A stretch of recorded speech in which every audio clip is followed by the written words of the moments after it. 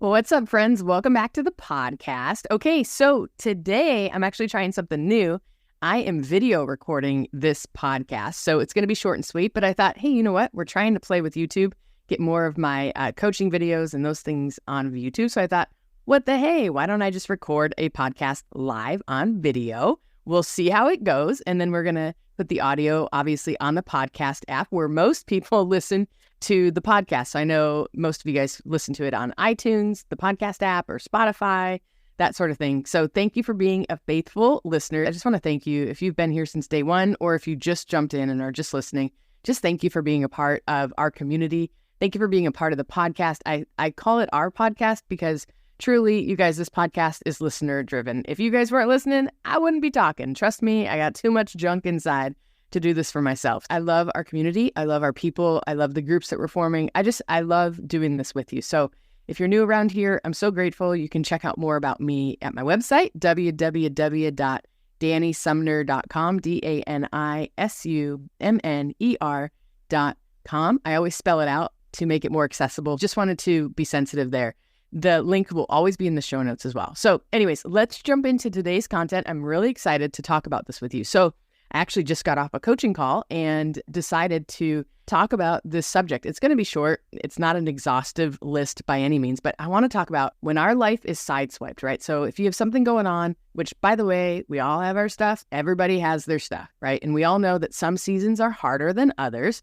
And in those really difficult seasons, how do we put one foot in front of the other when things are really hard? I mean, I know it's hard when there's a lot going on in our lives and we still have to show up for our kids or show up for our businesses or just show up at church or just show up in general when we just want to lay in bed and not get out of bed. And if it's not that dramatic and it's just a rough season, which I know some of us are going through as well. I'm going through a kind of a rough season. It's not super dramatic. I don't want to just stay in bed for days, but I do want to just not do stuff at times because I'm just so frustrated or my emotions take over or my thoughts, I just spin out of my thoughts. So this is why we implement certain tools and certain strategies and certain tactics so that you guys, we can keep the wheels on the bus so that these things in our lives don't control us as much as they do, right? And so this is part of the work, quote unquote, that we do, especially in these group programs that we're creating, like the Feel Better Journey, which by the way, if you've been wanting to jump in, we're opening doors soon. So jump on the list so that you can be notified the second the doors open. The link for the Feel Better Journey program, it will be in the show notes as well if you want to find out more about that. But you guys, this is part of what we do in this program is we're learning to thrive instead of just survive life and to survive different seasons and all of that, right? It's what we're all after. It's what we want to do. And so I just want to just take a moment and just pause for a second. If you're going through a hard time, I just want you to know first of all, I grieve with you. I'm so sorry, whatever sideswiped you. And if it's not a huge thing, but it just feels like a constant tidal wave of things. Again, I'm so sorry if you're in that season. I know some people sometimes we just feel like we're Job, like, oh my gosh, is enough enough? There's just a bunch of little things that just add up. And sometimes it's, a major thing that happens. So this episode, like I said, it's not exhaustive of what you should do, but I do want to help you guys keep the wheels on the bus. Some of us are running businesses. Some of us are running families. Some of us just have to show up for life. We don't have the luxury to take 6 months off. And if you can spend 6 months in Switzerland, by all means, go for it. If you need to do that and you can afford it, go, go, go. I'm all for it, right? I have to show up. I have kids. I still have 2 kids here. And when my life is sideswiped, I still want to lean in and be as present as I can. And I know that's what my people want too. And so anyways, I hope you enjoyed this episode. Let's dive in. Welcome to a Holy Mess podcast. All right, my friends, we all know life can be so difficult and painful at times, especially when we're carrying grief or loss or wrestling with shame about our past, anxiety about our future, or frankly, like we are just not enough. But there has to be so much more for us. There is hope and joy, peace, love, fun, purpose, and a reason that you, my friend, are on this planet. Let's partner with God so you can be who He created you to be as you wrestle through and trudge through your mess. Hi, I'm Dani, a recovering alcoholic, a mom, a wife, a mentor, and dust. We are only here for a moment. Let's live like it. I'm just like you. I'm a holy mess most days. Actually, every day. Let's have some fun and laugh while trudging through our mess. This stuff doesn't need to be dry and boring. Let's dig in. So like I said in the intro, we're talking about like, what do you do? How do you keep going? And this is just one little strategy I want to share with you that has really, really helped me. And it's helped some of my clients as I've shared this kind of strategy. And so I want to unpack it with you guys today on the podcast because I think you guys, it can really, really help you, especially when you're sideswiped by life, whether it's a major thing or small things that just keep sticking in you and just affecting your day and distracting you. And you guys, I think that when we get sideswiped, sometimes I think that it triggers our ADHD. It makes us so distractible. And some of us think we have ADHD when maybe we're just on the verge of burnout or on the verge of exhaustion. And some of us do have ADHD. Hello, I'm raising my hand. But I just wanted to just let you know, if you're really distracted and you just feel like life keeps coming at you, that's a very human experience to just want to bury your head in the sand or just be really distracted and not be able to get through your list like you normally would or whatever the things you have to do. So how do we get through our days when we've been sideswiped? This is what today's subject is. And so I'm excited to dive in. There's just a couple strategies. So this is what I want to say. First and foremost, if you're really sideswiped and you are really struggling, I would encourage you to reach out to a mental health specialist. I think a good therapist, whatever you need in that way. If you're really, really struggling, please reach out to your doctor, especially if there's a medical thing going on with depression or anxiety, that sort of thing. Like, you need help, okay? There's no shame in needing help. We've all needed help. Frankly, I think we all need help all the time. God created us to need each other and to need people. It's how he created you. And so there's no shame in that. So if it's a constant struggle and it's been going on for like months or dare I say years, man, I just want to encourage you, get help. You deserve to get help. You deserve to have a helping hand. And sometimes just having someone else walk with you through the storms can really, really help. Okay, so for the rest of us who are sideswiped, but maybe it's not a mental health thing and maybe it's just life and we're just like, gosh, so distracted though, and beyond distracted and just can't get stuff done and are just kind of in this season, here's what I want to offer. And I've shared it with a few clients, and actually I've implemented it the last few weeks as I've been sideswiped by a few things in my life.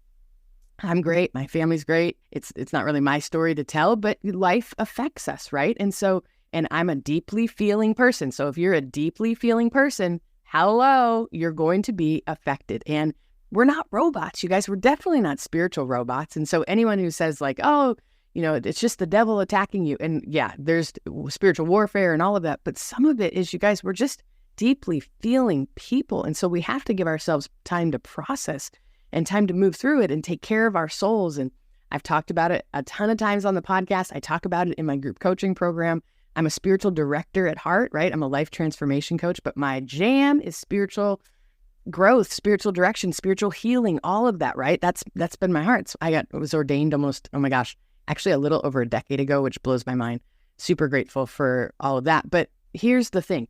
When life happens, we're not just affected with our thoughts and mentally, right? We're not just affected in our bodies and in the stress. We're affected spiritually as well. We're triune beings, right? So just like, for instance, Father God, Holy Spirit, Jesus, it's like the Trinity. There's 3 in 1, right?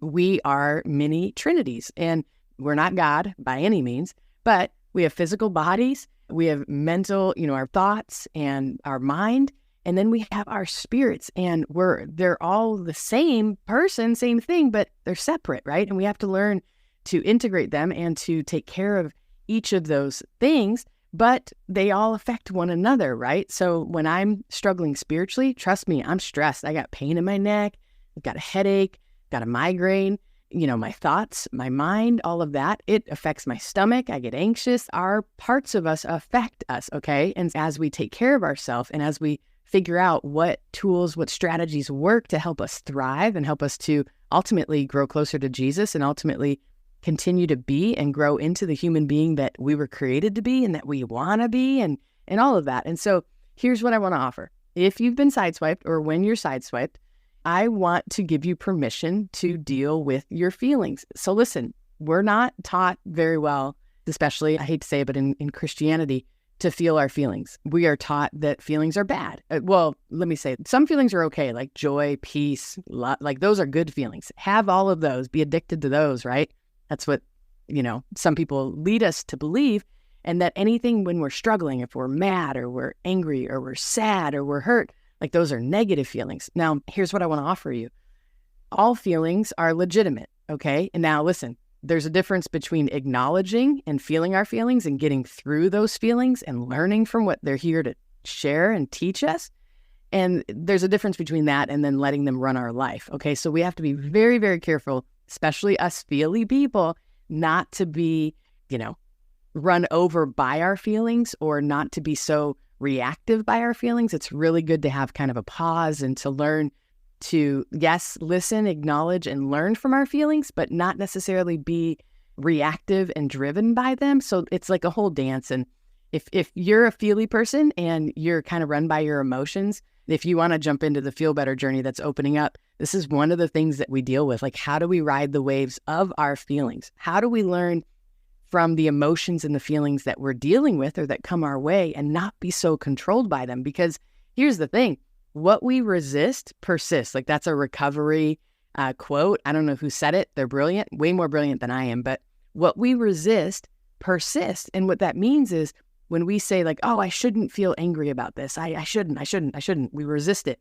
right? But by resisting it, all we're doing is honestly making it kind of flare up a little bit more, and it kind of grows, and it's just hard. It's like playing whack-a-mole with our emotions. And so what we do is we learn to feel them, we learn to put them in the right place, we learn to learn from them, and then we learn to process through them, hopefully pretty quickly. And once we practice it, I mean, I used to be so emotion-driven and feeling-driven, and oh my gosh, it was kind of horrendous, but I learned how to, I'm learning how, let me say that. I'm learning, because sometimes I'm still like, way too driven by my emotions, but this is why I'm learning. This is why I'm teaching this stuff. We teach what we need to learn. I need to learn how to not be so controlled by my emotions, but I do need to learn to acknowledge them, to feel them, to learn from them. So much in Christianity.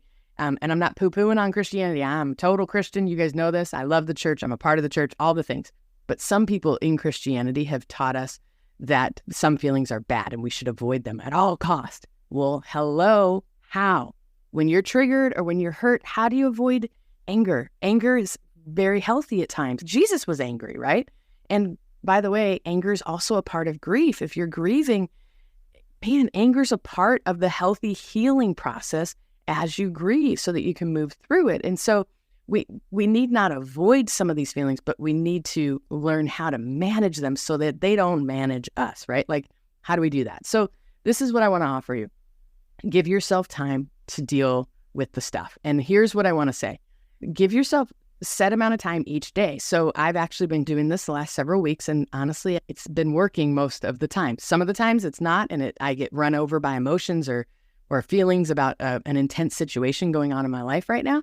But I'd say about 90% of the time it works. So I give myself specific time to deal with, to think through, to work through, to feel certain situations going on. And then I cut it off. And I simply basically step into the parenting role of Dani, right? We all need to self-parent. I don't care how old you are. We all need to be the responsible parenting adult and say, okay, Dani, it's time now. Now it's time to go to work. And so I'll say to myself, okay, I can deal with this later. I'll grieve more later. I'll process this more later. But right now I need to go get to work. Like, this is work time, right? Or this is family time. So I'm going to lean in and be very present with my family, knowing a couple hours later, I'm going to give myself a set amount of time, however long I need, maybe 15 minutes, maybe 45 minutes, just depending, to process, to feel, to journal, right? To all the things. And we'll get into a few things that you can do during your processing time. But then the rest of the time, you basically push yourself lovingly, not in a judgment way, because here's the deal. Those of us who grew up in the bootstrap yourself, get up by your bootstraps, you shouldn't feel that way. Like, oh my gosh, we tend to shame ourselves and make ourselves feel bad for needing to process. That is not what I am saying. Do not bootstrap yourself. Do not avoid it. Do not say, you shouldn't feel this way, right? Like if you've got like an old parent's voice in your head, like you shouldn't feel that way. You should feel this way. Or, we almost like gaslight ourselves a little bit into not struggling or not feeling some way. And so I want to give you permission to feel your feelings, deal with your stuff, and lean into it. And in a very gentle, loving, kind way, okay, it's time to get up and it's time to go to work. I'm going to go do my little work sprint. And then it's time to, be with my family and be the mom I need to be and clean the kitchen and show up for my kids and all of that. And I'm going to lean in and I'm going to be present, because so much of the time, this is what happens, you guys. If we don't give ourselves time to process these things, they press us and they're constantly in our brain. And then we get nothing done. We show up to work, but we're not being productive. We show up with our family, but we're not really being present. We're listening, half listening, because we're thinking about all the stuff that we're ruminating about and so struggling with. So we're not even present with our family, right? And it's just really hard. And so we go to work out and then we don't. We just look on our phone or whatever. So this is what I want to say. When you're in those struggling times, give yourselves time. I don't care if it's 5 minutes. I don't care if it's 15 minutes or 45 minutes, whatever you need to process. And what do you do in those processing times? Okay, so this is what I want to encourage you to do. So I just wrote down a few things that I have been kind of been my go-to when I'm really struggling and I need to process. I will give myself time to reach out to a friend. I'll call somebody to be able to ask them, hey, do you have a few minutes for me to process? Like, do you have the space and capacity for me just to vent out some stuff and just kind of hear myself? I'm an external processor, so it really helps me to get it out. So I'll do that. I'll reach out to a friend, because I know we're made for community, you guys. We're absolutely made for community. I will journal. I will write. I will just get it all out. And this journaling, I'll do it on a piece of paper that I can just write really messy and then throw it away or burn it or tear it apart, right? Because you've got to get this stuff out. And journaling has been a huge, huge gift to my life. And so I want to encourage you, if you can, totally journal it out. Take 5 minutes and just poison pen, journal it. Make sure no one reads it, right? Because when we get it out at first, it can be a little bit more intense or more exaggerated than what we actually feel or where we want to land. But we've got to get that out. Otherwise, that stuff can just poison us inside. So one of the other things I do is I go on a walk. I would love to tell you I go on a run, because that, vigorous exercise can really get that anxiety out and energy out. But I'm not in the running place. So I will go on a vigorous walk, right? Or a hike, or I'll do jumping jacks or something. If I only have 5 minutes, I'll try to do something physical for about 5 minutes. If you can go on a longer one, go on it. If you can incorporate healthy music or worship music or pray, oh my gosh, if you can go on a hike and pray out loud, you get brownie points for that. Because I think that when we can move our body and do something in a spiritual way, where we're pressing into Jesus and trying to learn how to surrender and all of that, I think it can be very, very, very helpful. One of the other things that I'll do is I'll make a time just to grieve. I will just feel my feelings and I'll cry and I'll let it out. And sometimes, you guys, just get in the shower and just cry it out. It might be 3 o'clock in the afternoon and you're just kind of angsty and sad. Go get in the shower, cry it out, wash your face, and get back to life. Sometimes that little 15-minute break can invigorate you for the next 5 hours of life. And so taking these little pit stops of I need to process, I'm angsty or I'm sad, and then you process, you get through it, and then you get right back into your life. Because if we don't take these little pit stops and give ourselves time, especially when we're sideswiped by something major going on in life, it takes over our whole day. And instead of getting 5 or 8 hours of work done, we get about 20 minutes worth of work done, and it was an 8-hour day, right? Or we're trying to be present for our family and we're not even really paying attention and we're forgetting different things or whatever. And so I just really want to encourage you to give yourself pit stops to take care of yourself. And I keep thinking about Daniel in the Old Testament, how he prayed 3 times a day. Maybe it's 3 times a day, you guys. Maybe if you're really sideswiped, you give yourself 5, 10, 15 minutes, 3 times a day to just process. And maybe 3 days later, all of a sudden, you don't need 3 times a day. You just need 2 times a day. You just give yourself this moment in time where you can grieve, where you can process, where you can be angry, where you can be frustrated, and where you can be sad, whatever you need to do. And then you lovingly push yourself back up and say, let's go. Jesus, help me get through the rest of my day. You guys, I hope that this little tidbit, this little tactic, this little tool helps you in your life, especially if you've been sideswiped by something. And I just want to say a little prayer for you if you have been sideswiped. And I know how hard it can be, especially when we're deeply feeling people and we're thoughtful people. We think a lot, right? And so that's not always the best thing. But I have so much empathy for you if you've been sideswiped by something. So let me say a quick prayer for you. I'm super grateful you're here. I hope if you're watching this on YouTube oh my gosh, I hope that this is something that I can do more of. If you like it, please let me know. And if you're listening on the podcast app, thank you so much for being here. You guys know I cherish you.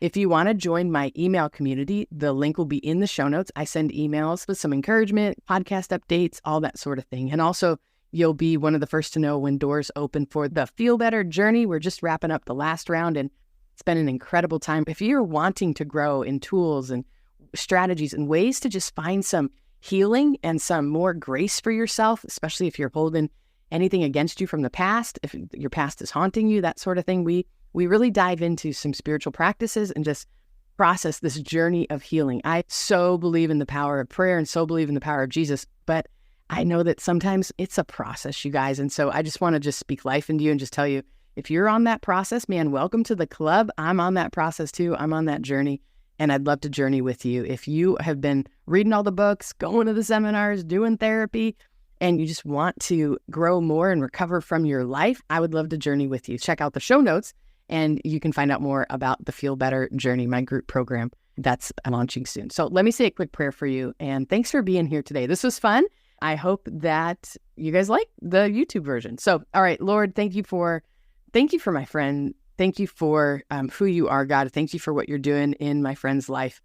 Father, I thank you for this podcast and this space to be honest and to be real and to be authentic and to seek after you. And so, Lord, I just pray for my friend. I pray you'd bless them, fill them, and pour out just your love and grace.